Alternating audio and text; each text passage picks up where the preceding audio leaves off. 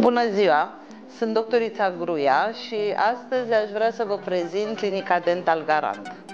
Aici este cabinetul 1, primul cabinet, adică cabinetul în care se face protetică, estetică, în general toate manoperele simple. Aici este cabinetul 2, în care se face endodonție microscopică, în principal, și evident și alte terapii. Aici este cabinetul 3, în care se face paradontologie și evident și alte manopere, dar în principal specialitatea paro. Pentru a veni în sprijinul pacienților și al nostru, bineînțeles, pentru un diagnostic mai rapid și să fim mai eficienți, avem și radiografie panoramică și computer tomograf.